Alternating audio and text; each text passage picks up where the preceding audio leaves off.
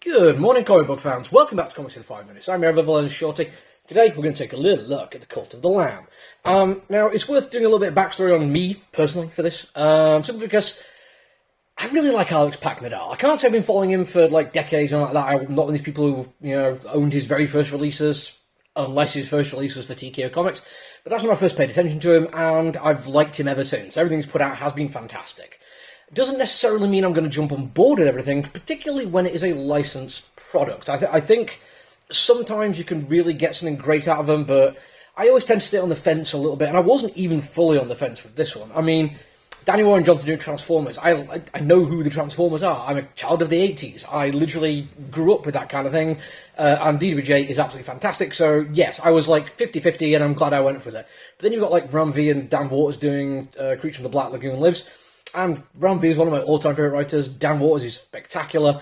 But my entire cultural touchstone for Creature from the Black Lagoon is that dude is kind of like him in the Monsters vs. Aliens movie. So I had no interest whatsoever in it, and I read it and was like, oh, this is good, but it didn't make it onto my pull list. Cult of the Lamb is a video game.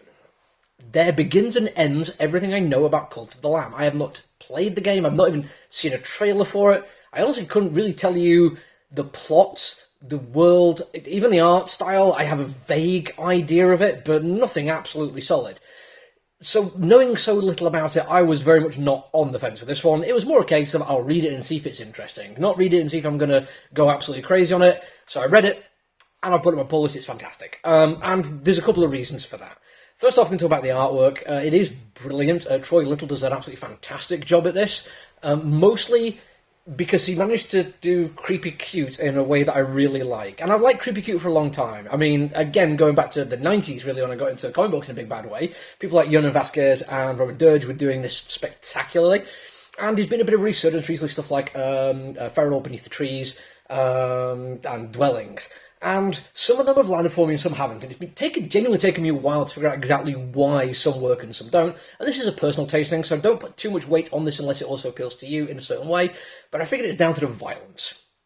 Yeah, I know, it doesn't sound like a really cool way to appreciate comic book art, but I think when you're doing creepy cute stuff, if you're going to do the violence, you need to commit to it. Really go all in. Make it brutal and dangerous, visceral and unsettling.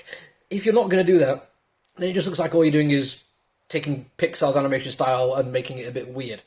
If you're going to fully commit to it, in the same way that Beneath the Trees does and that Roman Dirge and Vasquez does, excuse me, then it's going to work really, really well. Personally, for me, I absolutely love it. And this does. Not just that, but also it looks fantastic. Now, I imagine there's an awful lot of their design choices come from the video game, but on the page it looks brilliant. There's a really nice depth to coloration on it.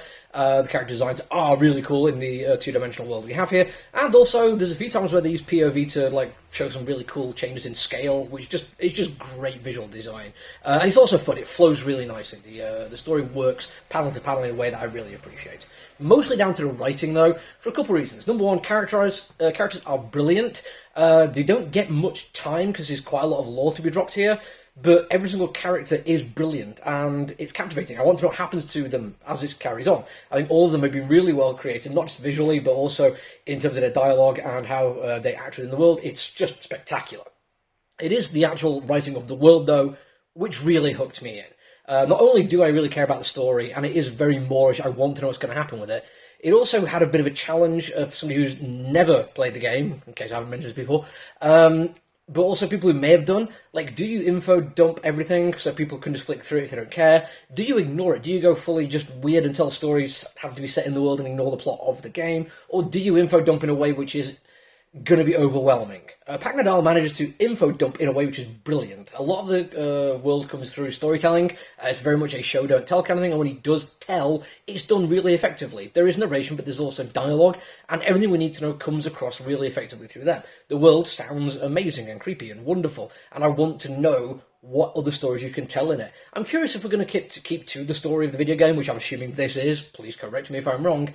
But even if we do and or don't, I think I'm going to enjoy it because it is brilliant. It's written really well. It's very, very tight. Characters matter. Characterizations matter. And it looks brilliant. Honestly, like I say, I wasn't even expecting anything, let alone to love it or hate it for that matter.